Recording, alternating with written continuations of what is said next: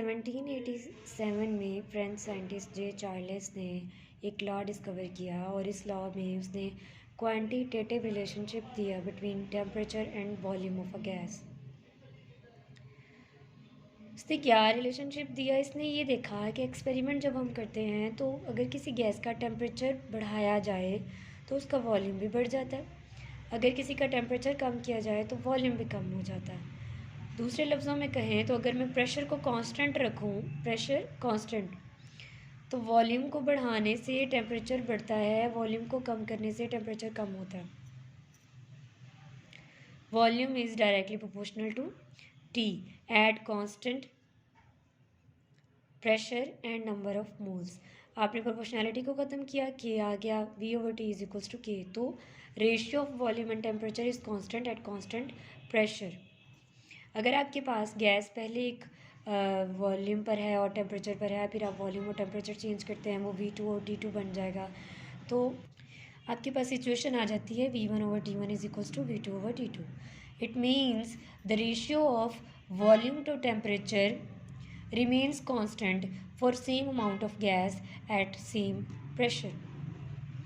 Experimental verification कर लेते हैं। आपने एक गैस ली है, उस गैस के अंदर गैस का पहले ये वॉल्यूम है और उसका एक टेम्परेचर है, वो होगा T1, तो V1/T1 is equals to K। अब ये पिस्टन मूवेबल है।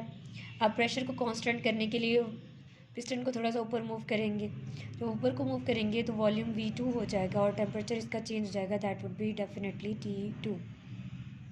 जब आपने इसको हीट किया है, टेम्परेचर बढ़ाया है, तो वॉल्यूम भी ज़्यादा हो जाएगा। तो जब आप एक्सपेरिमेंट परफॉर्म करते हैं तो उस एक्सपेरिमेंट में भी experiment shows that V1/T1 is equals to V2/T2, hence Charles law is verified. यहाँ पे ऊपर क्या है, वो क्या रहा है, let us consider a certain amount of gas enclosed in a cylinder fitted with a movable piston. The volume of gas is V1 and its temperature is T1. When gas in cylinder is heated, यहाँ पे heat कर रहा है, both the volume and temperature of the gas will increase. The new values of temperature and volume are V2 and T2. तो ये experimentally determined है। इसका numerical देख लेते हैं। वो स्टार्ट करता है, वो आपको वॉल्यूम दे रहा है हाइड्रोजन का 250 cm³ of hydrogen is cooled from 127 degree centigrade to -27 degree centigrade by maintaining the pressure constant. Pressure constant कह रहा है तो आपको खुद ही समझ आना चाहिए कि यहाँ पे वो चार्ल्स लॉ की बात कर रहा है, ठीक है।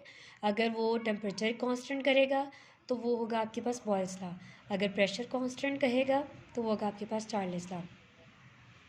वैल्यूज़ देख लेते हैं। वो वॉल्यूम आपके पास दे रहा है 250 cm³, तो इनिशियल वॉल्यूम आपके पास है 250 cm³। आप DM³ का यूनिट इस्तेमाल करते हैं तो आप इसको कन्वर्ट कर लेंगे, 1000 पे डिवाइड करेंगे तो 0.25 डेसीमीटर क्यूब आ जाएगा।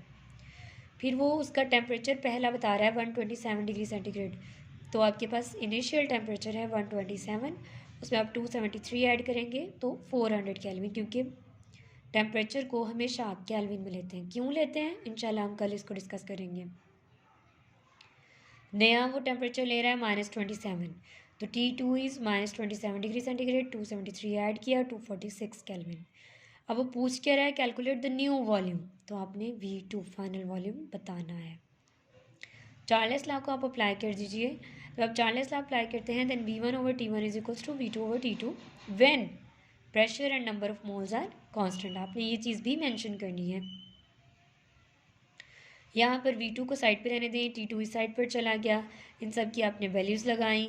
0.153 डेसीमीटर क्यूब आपके पास आंसर आएगा। इस डेसीमीटर क्यूब को आप कन्वर्ट करेंगे सेंटीमीटर क्यूब में।